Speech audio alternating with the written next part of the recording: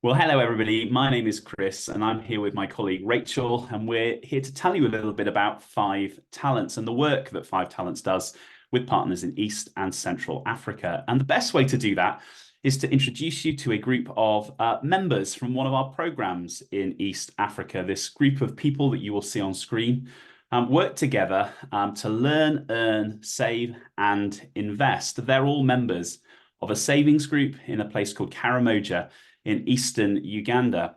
Now, Karamoja is a very beautiful place. The people living in Karamoja are typically pastoralists. They have herds of animals, cows and goats that roam across the landscape there, and they tend to move their herds because it's a dry and arid environment as the water recedes during the dry season, and that means that there are not lots and lots of other opportunities to have work.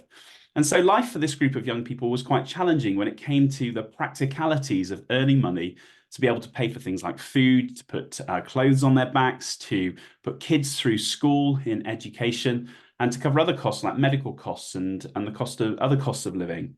And so this group of young people decided that they were going to work together to do something about it. They were invited to be part of a savings group, an environment where they would learn new skills and particularly business skills, and they could save money together and they could borrow off each other to find solutions to their own problems in their own ways, their own challenges in their own ways. And Rachel's going to tell us a little bit about how savings groups work. Thanks, Chris. So often the first step in a savings group is that the members come together and they learn how to read and write and count. So in many of the places where Five Talents works, people haven't had the opportunity to go to school. We were visiting a place in South Sudan where the women's literacy level was under 1%. So you can imagine if you can't read and write and count, you can't start a business. Often we'll find people are cheated in the market because they can't read the numbers on their banknotes. So the first thing they do through their Five Talents trainer is learn how to read and write and count. And that already opens many, many doors for them. You'll find that not only can people count their money so they're no longer cheated in the market, they can help their children with homework. They can read the instructions on medicine. They can see road signs by the side of the road. They can vote. They can take part in church and community activities. So already that first step of literacy and numeracy is transformational. But the Five Talents programme doesn't stop there. It goes on to form the members into savings groups. So once they've learned how to read and write and count, they go on to learn some financial literacy and some business skills. And at the same time, they start saving the small amounts of money they have in a box, just like this one.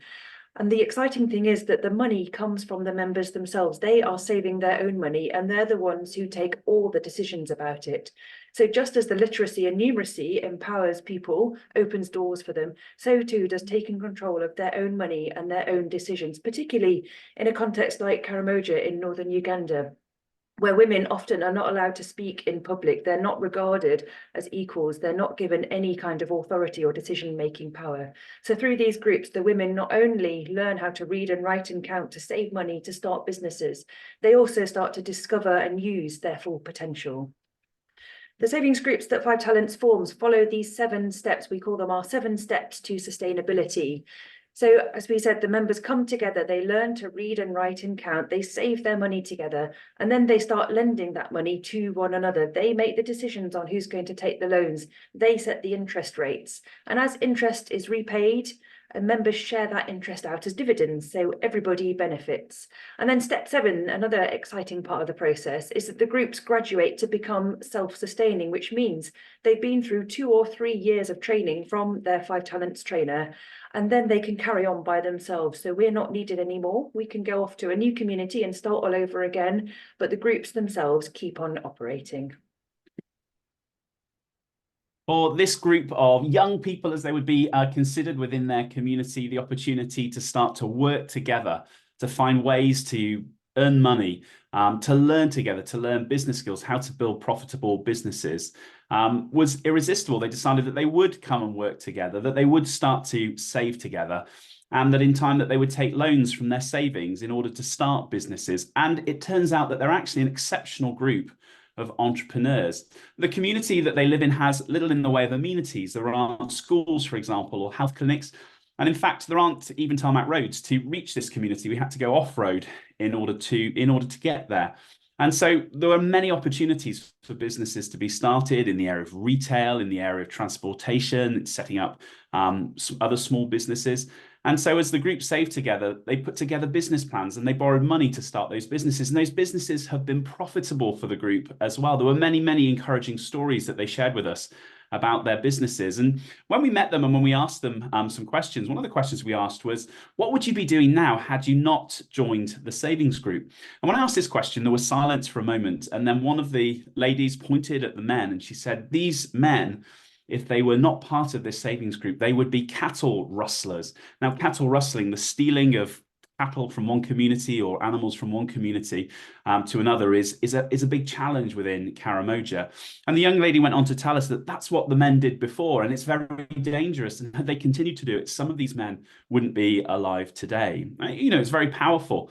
And then one of the men pointed at the young ladies and said, you know, these young women, there's no work for them here. Had they not joined this savings group, had they not started their businesses, they would probably be begging on the streets of Kampala, the capital of Uganda, trying to find handouts, trying to find small amounts of money to be able to eat. And if ever you've traveled to Kampala, you will know that at the traffic lights at the intersections of the highways, there are Karamojong women and children knocking on the window of your vehicle asking for money. That's not what's happening for this group. Instead, most of the productive business assets in the community are now owned by this group of young people. They've started many businesses, and those businesses are profitable. And because they're profitable, they're able to feed their children, they're able to pay for school fees, they're able to cover the other costs of living, and they're building homes and other investing in other assets to be able to provide for them in the future.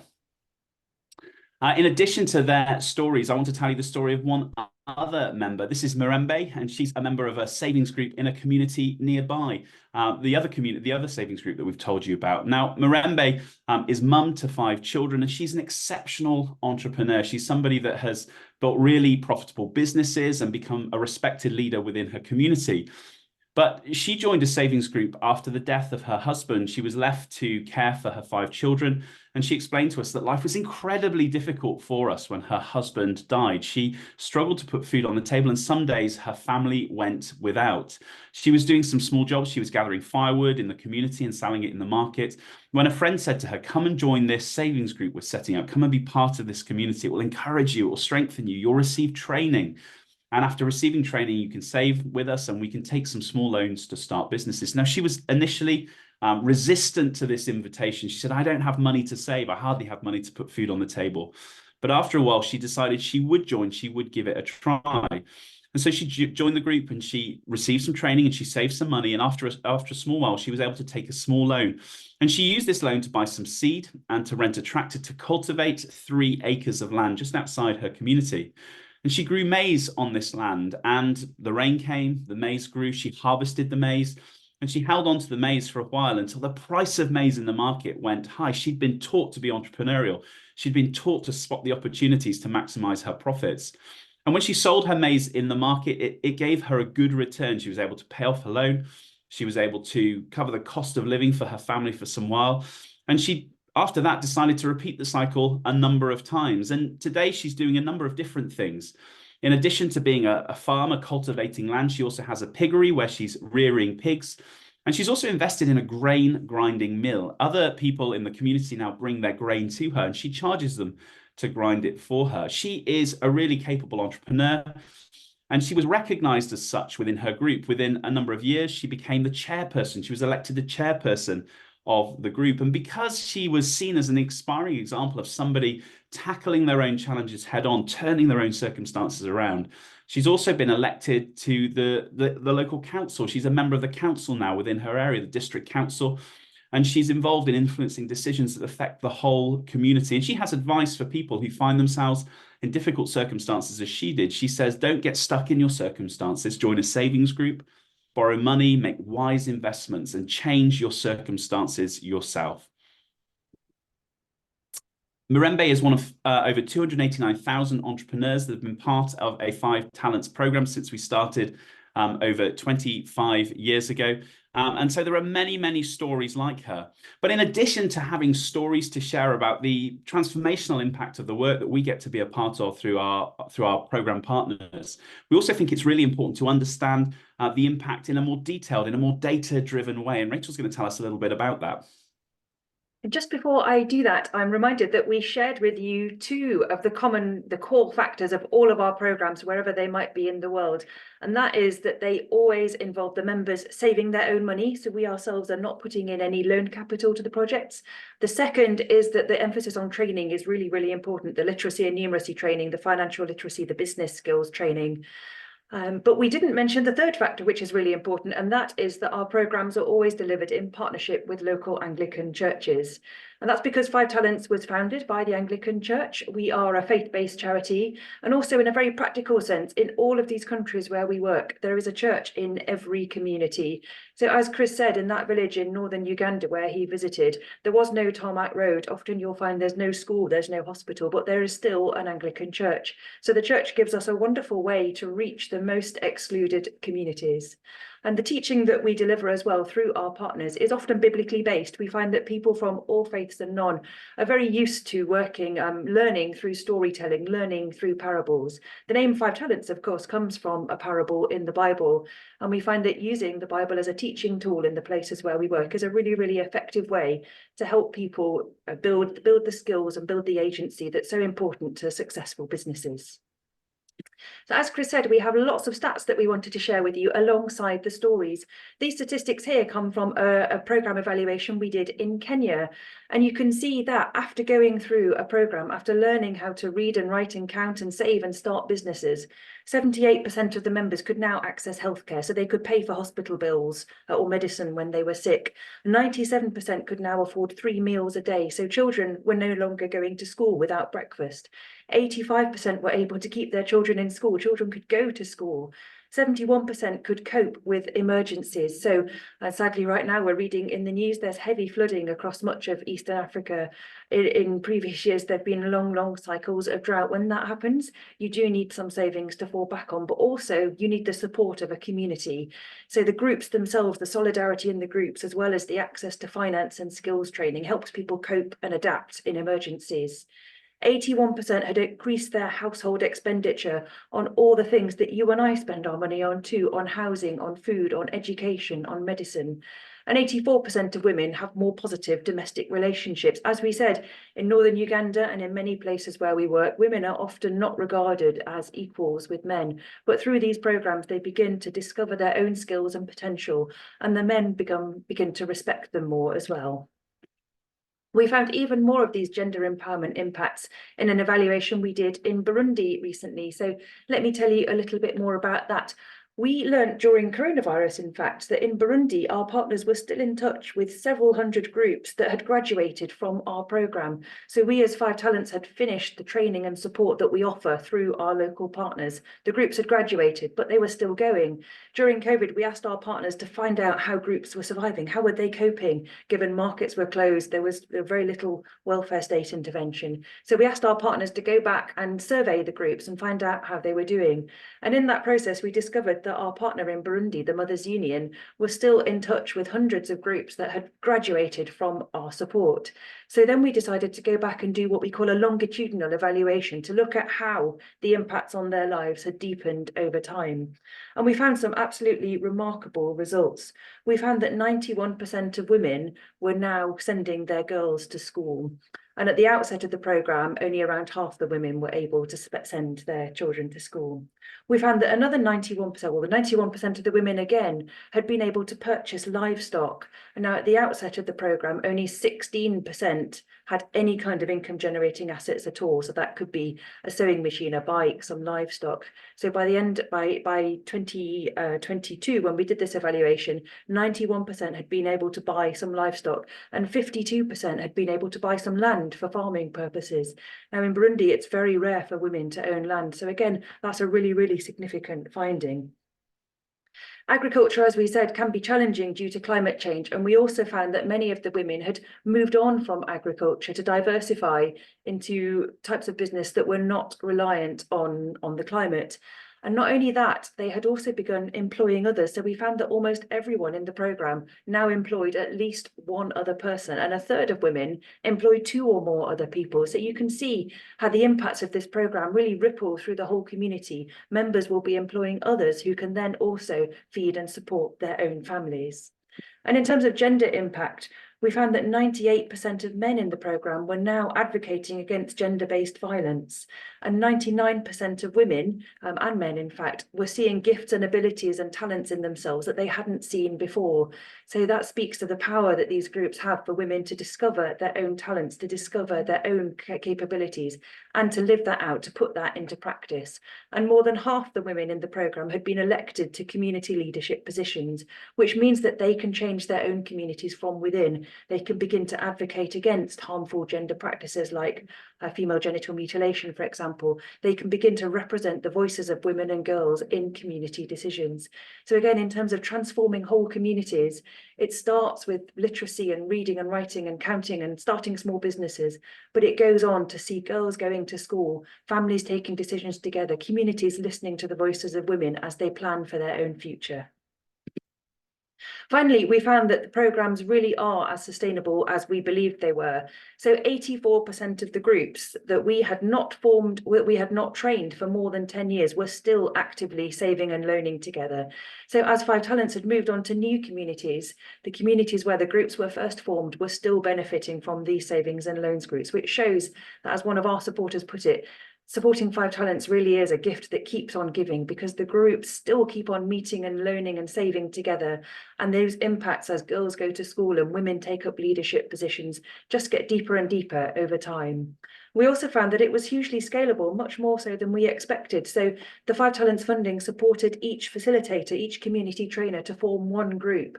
But on average, they formed 4 groups. So even after we stopped working there, groups kept on and on being formed and trained, so that, again, the ripple effect spread further and further. Now, you might be wondering, what has all this got to do with Cornwall? Now, Five Talents, our work in the UK is primarily fundraising. All the work that we do in Eastern Africa is delivered through local partners, people employed by the Anglican Church there to deliver the training in local languages according to the local context. So we in the UK focus our efforts on raising funds to support that work. And we have a wonderful group of supporters in St Agnes Parish in Cornwall, and they decided that they wanted to support one of our programmes in Western Kenya together. So you can see the picture on the top right, that is when they went to the launch of a programme in Western Kenya in the Diocese of Buteri. They were there right from the start. I think there was a ceremonial cake that was cut as the Diocese of Buteri decided to partner with this church. And together they were going to form savings groups and see the community benefits across the whole of the diocese. Of course, not everyone is able to visit Kenya. We were delighted that our programme coordinator from the Diocese of Buteri, Cynthia, on the bottom right picture, with me there on the beach in St Agnes, she was able to come to Cornwall and give a talk in the church as well. We encouraged her to visit last year, and she came and gave a talk to the parish to let everyone know firsthand the impact of the work. So we find that forming these giving groups from churches enables churches to feel a real sense of connection with a partner diocese, and then to track transformation over a number of years. And over the 5-year period that the people in St Agnes Church have been supporting the programme in Western Kenya, along with some other churches and people around the country, they have enabled 102 savings groups to be started, with more than 2,000 members and families benefiting. I'm going to introduce you to 2 members of the programme in Western Kenya, and the first is Reverend Sterling. He is a member of the clergy in the Diocese of Buteri, and one of the groups in the Western Kenya programme is focused on supporting clergy, because clergy receive a small stipend from their churches, but that stipend isn't enough for them to live off. And so he found himself needing to do a business that would top up his income, but it was very important to him that whatever it did, it didn't take him away from his vocation as a member of the clergy. He would travel a lot within his community, he'd be away from his home. So he had to identify a business that would fit with his circumstances. And so he decided, after some research and after some training, that he would set up a honey business. He would build, behind you, you can see this apiary, and he would fill it with beehives. And he would then gather and sell the raw honey from the hives in order to create an income. And Reverend Sterling, when we met him, he explained to us that at the moment there are 5 hives in his apiary. And the honey that is provided by the hives, he sells to the local hospital in its raw form. And that this provides him with a really, really essential top up in his income. He has a vision to fill this apiary with 24 hives. And so in addition to living off some of the profits from his business that he unlocked through a loan that he borrowed from his savings group, He's also investing some of the money as well to increase the number of hives in his business. And it won't be very long until this business provides him with all he needs to live off. So he's able to focus with peace of mind on his ministry. We also met this another member called Mansa, and she is a mother. She has children who rely upon her. And she was somebody who was living and really struggling to make ends meet. Again, she was finding it very, very difficult to provide the essential things that her family needed. She, through her local church, joined a savings group. And in the savings group, she again received training about how to start profitable businesses. And after some consideration and some market research, she decided that there was the need for a porridge service within her community. There was nobody making and selling porridge within the market that she lived near. And so she decided to take a small loan, and she used a small loan to make a few liters of porridge that she kept hot in thermos flasks. And she traveled with her mugs, and she would sell a mug of porridge to passers-by, people working in the market, trading in the market. And her porridge has some very special ingredients. They're so special, she wouldn't tell us what they are. Apparently, there are 7 secret ingredients in her porridge, which tasted very, very good when we tried some. And because it's a great product and because she offers a great service, she's seen her sales increase, and she now makes 20 liters of porridge a day. And from the profits of selling her porridge, she's able to provide all that her family need. And she was very proud of the difference that being part of a savings group and setting up her own business and selling her porridge had made to her family. She felt very proud of all that she'd achieved through the savings group. These are just 2 of the 2,000, almost 2,200 members in the program in Western Kenya. And we're so grateful to everybody in the Diocese of Truro, from St. Agnes, for their support, for making it possible for these transformations to happen. Now, there are 3 things, as I close off, there are 3 things that we ask of everyone. We believe that perhaps there's one or more of these things that you might be able to commit to do. The first is we ask people to pray for 5 Talents. We ask them to pray for our partners and pray for the work that they're doing, for members who are saving together and learning together and starting businesses. We believe that prayer makes a huge difference. Once a month, we send out a prayer newsletter, and you can either go to our website or you can take a photo of this QR code and click on it, click the link, and it will take you to a sign up where you can sign up to receive our prayer newsletter. Please do consider praying for 5 Talents and indeed signing up for that newsletter. The second thing is we all know lots of people, and so we would say, please tell people about the work of 5 Talents. Perhaps you know people that you think might be interested in supporting our work in some way. Well, please do tell them about our work. Share the link to this video with them. Share the link to our website with them, and let them know about all that's happening in East and Central Africa and the difference that our partner programs are making there. And finally, as we've explained, by giving to 5 Talents through the support that we provide to our partner programs, a huge difference is made to communities in rural areas in East and Central Africa.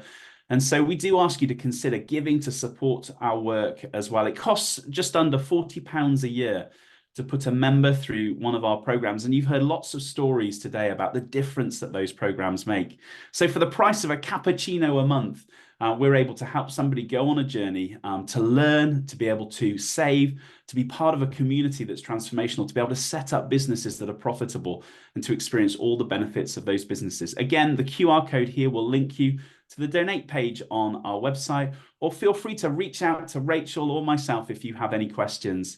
Thank you so much for taking the time to listen to this video. We do hope that you've enjoyed it, and we look forward to hearing from you again.